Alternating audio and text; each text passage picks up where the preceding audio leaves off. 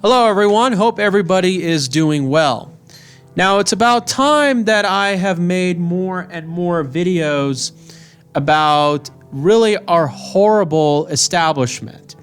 Political, economic, whatever you want to call it. And basically, the way our political system works here in Las Vegas or Nevada as a whole is you have casino elites that are in bed with government officials where they use these phony labor unions like Culinary to manipulate elections along with their campaign donors, and they're also in bed with other interests like real estate, law firms, etc. And obviously, Sisolak is a prime example of that, along with Reid. And not to mention, when I look at this article where it talks about our most corrupt governor ever, see, I kind of like to think twice about that. And why? Well, because the agenda of Sisolak is the same son of a gun agenda as it has been with Sandoval. Sandoval had similar donors, had similar goals, is to serve the interest of the few, particularly casino donors like Jim Murren, and screw everybody else up. And you also have to keep in mind is why didn't Sandoval had a real opponent in 2014, where the unions were rallying behind another Democrat candidate? And the answer is very simple, because they're all in the same boat. They all have the same team. So the problem with Sisolak, it's not that he's a leftist, socialist, progressive, is that he's part of the corporate establishment that's been running this state. And these people who run these casinos are very, very shady individuals. That's a fact. They're very, very crummy people, and I'll talk about that in future videos to come. And basically what it comes down to is that there's many ways that they're being pumped up. You know, they take advantage of the third world immigration. They are heavily dependent on conventions and tourism. The economy is very fragile. But more importantly, they're heavily dependent on this, which I've talked about many times in my previous videos, this credit system that allows people to get loans for consumer goods, real estate, pump up the economy. So you have to understand that a lot of these companies are well interconnected by this financial system. And this is why they don't expose our crummy fractional reserve banking system. So let's just go on and read the article. I've always joked about state of Nevada being found on corruption, and where we've specialized in ever since. But the now joke has turned into real. Making the corruption what we saw in the mob may look like child's play. At least when the mob kill you, it's for something you did against them. Not just because you lived in Nevada or you were a prisoner of the state.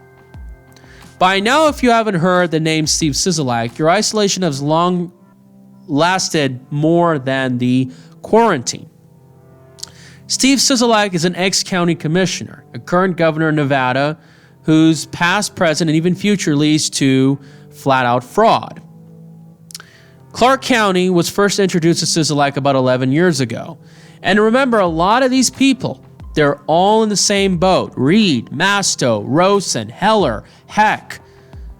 All these people, they're well interconnected. Horsford, don't trust them.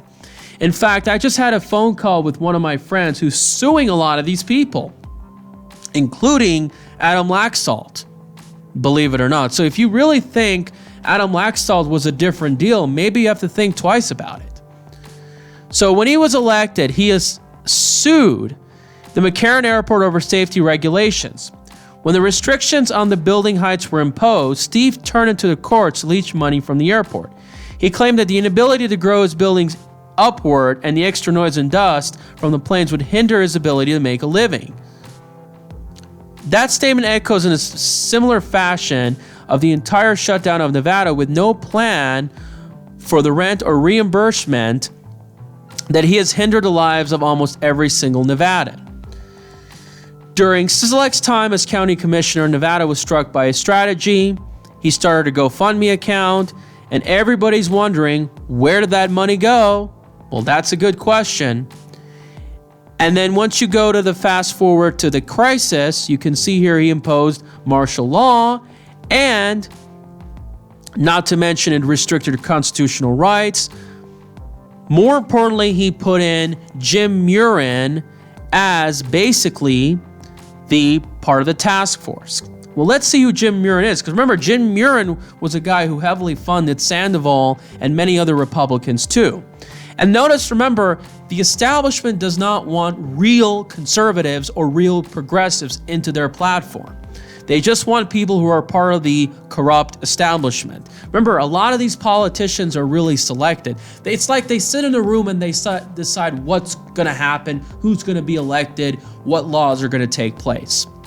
Jim Murren, or a match made heaven or hell. Jim Murren was also convicted, or I guess you can say involved, in the Route 91 shooting in many ways. He sold 18 million shares about 3 weeks before the shooting and countersued 1,000 of the victims. Now keep in mind, he made some one-sided comments about the Charlottesville event, which I've talked about. He started a paid parking initiative.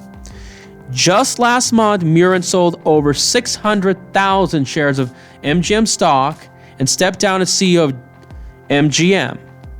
Not to mention, he got a $35 million package, and he normally would get a $35 million compensation when he was CEO.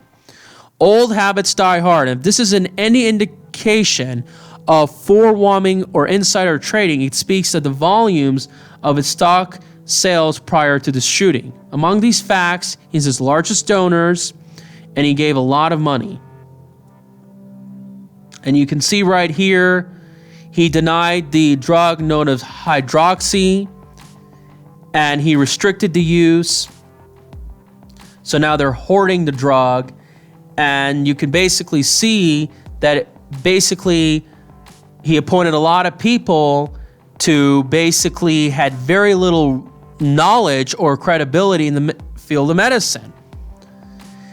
So, leech money from victims, sue over an airport, put over his cronies. So this is really, really sad. And I have to say, what really pisses me off is not these politicians. It's really the people of the state. They don't fight back.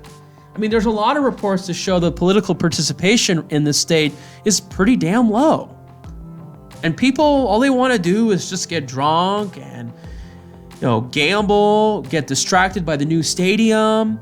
It's a very transient population. A lot of those allow these people like Sisolak and Reid, etc., to gain lots and lots of power. And you can see here the media continues, as it seems, to whore for them. Jim Murren talks about COVID-19 testing, expects a slow reopen of Las Vegas.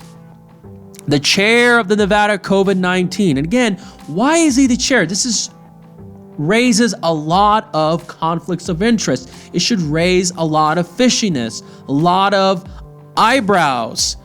Think about it. It's very clear that the testing capacity in the state is inaccurate. Governor Sisolak said only about 400 Nevadans are being tested by a day.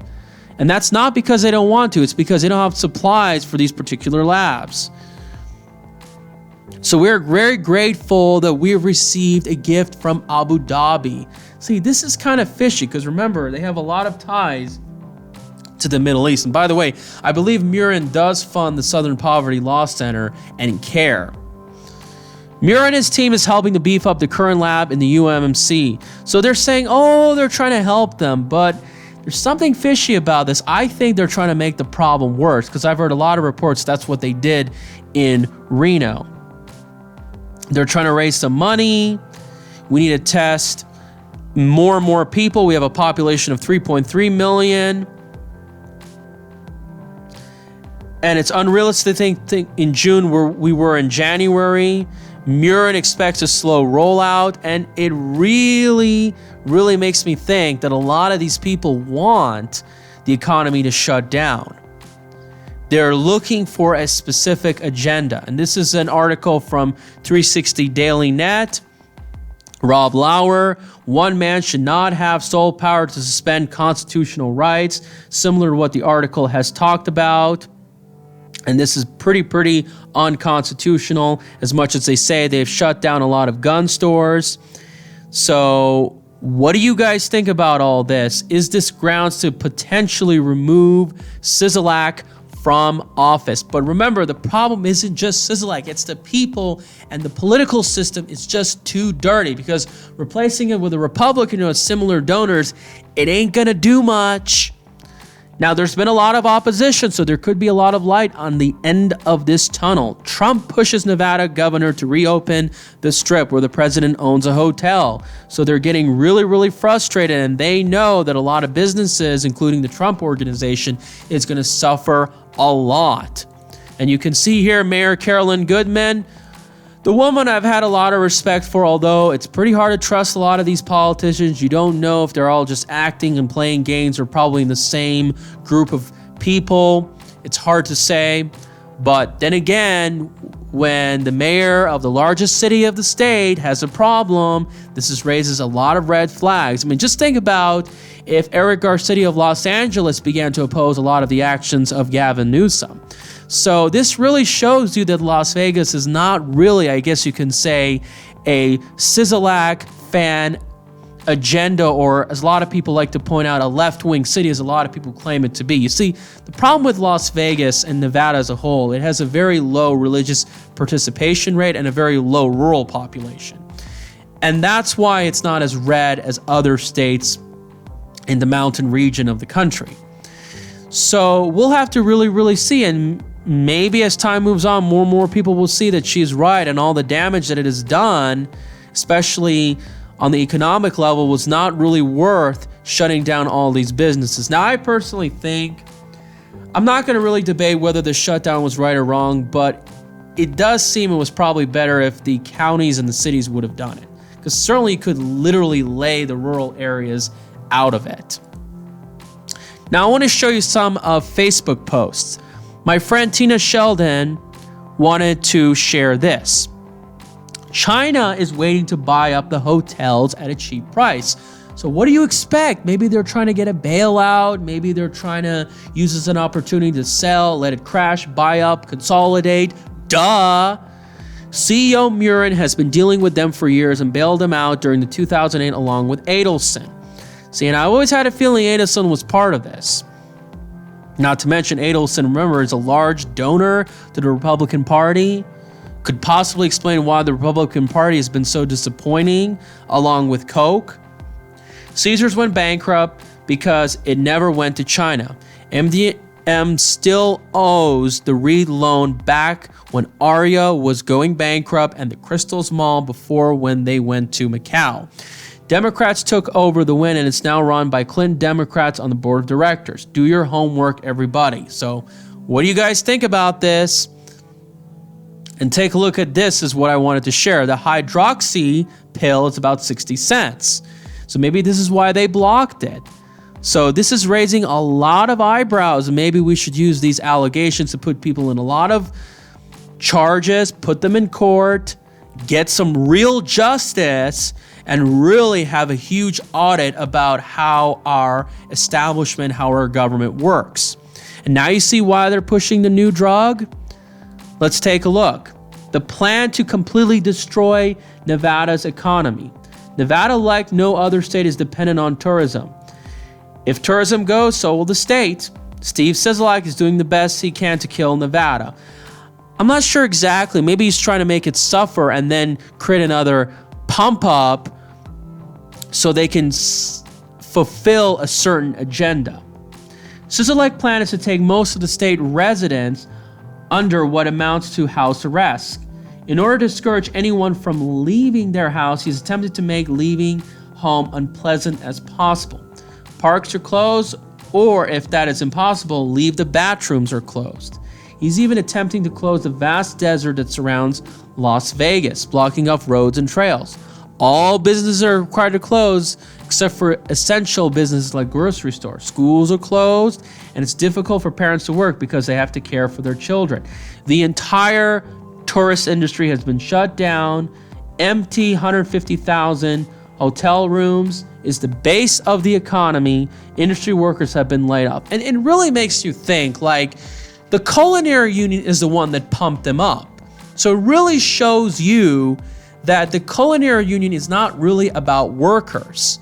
And you know, they may fight for workers, but really shows you that they're in bed with the casinos, and they're about using these naive workers who have limited English skills, who don't know what's going on. This is the number one problem I have with immigration, to bust them into polls, use them like pawns, and pursue political agendas. And the Unemployment Benefits Office is helpless. This is the real problem with Sisolak. It isn't just Murren. It isn't just the pills. It's why is the Unemployment Office becoming increasingly dysfunctional? The governor sees this as a medical problem, but he doesn't seem to care that it's destroying the Nevada's economy and devastate the citizens.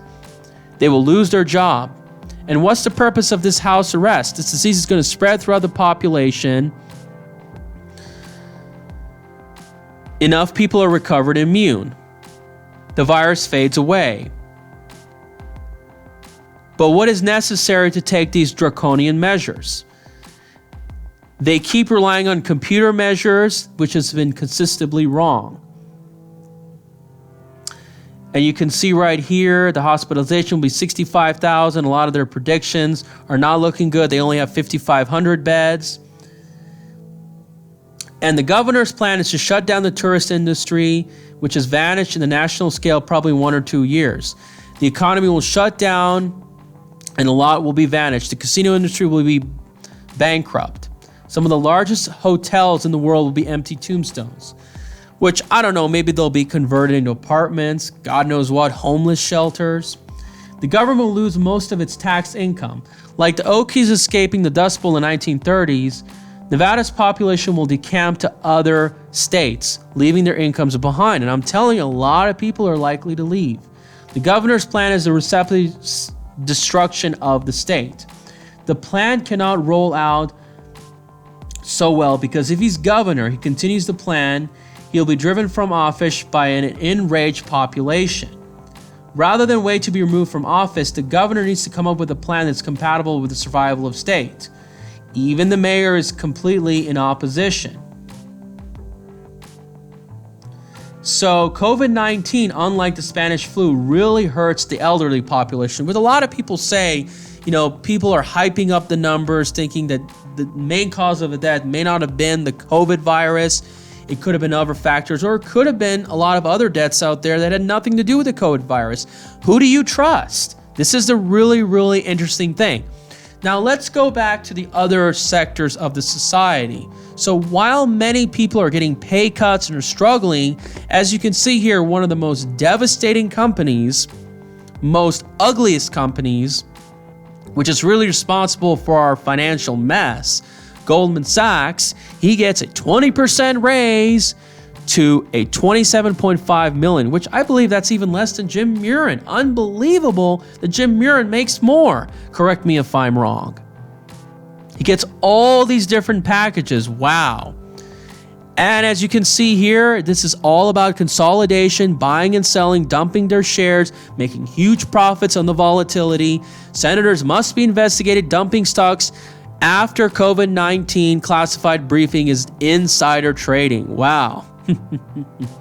I guess the fact that I didn't sell my shares in February, I guess I don't feel so bad because it would have been a very difficult call.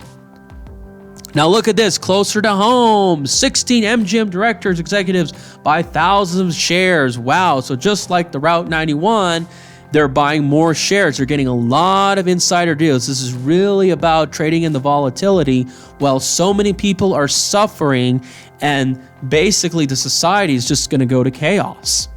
Now look at this, Culinary Union, state casino guidelines don't go far enough. Give me a break, folks. I have a feeling this union is just going to be in trouble. It likely be obsolete or lose a lot of their members. And it just shows you how useless and ineffective they are. City of Las Vegas is laying off 200 workers. And then you look at all these other places. South Korea's preserved its open society. Now the infection rates are falling. Sweden didn't do so bad. Same with Utah, all these other states. How do you explain that? It makes you really think, was this really about safety? Was this really about health? Or was this really about an agenda about controlling people, about making lots and lots of money, and really about trying to shake down the middle class, shut down small businesses, and control our lives even more? I'm not 100% sure, but you let me know what you think. All right, everybody, thank you guys so much. Thank you for watching, viewing. Please share, subscribe, donate in the link below.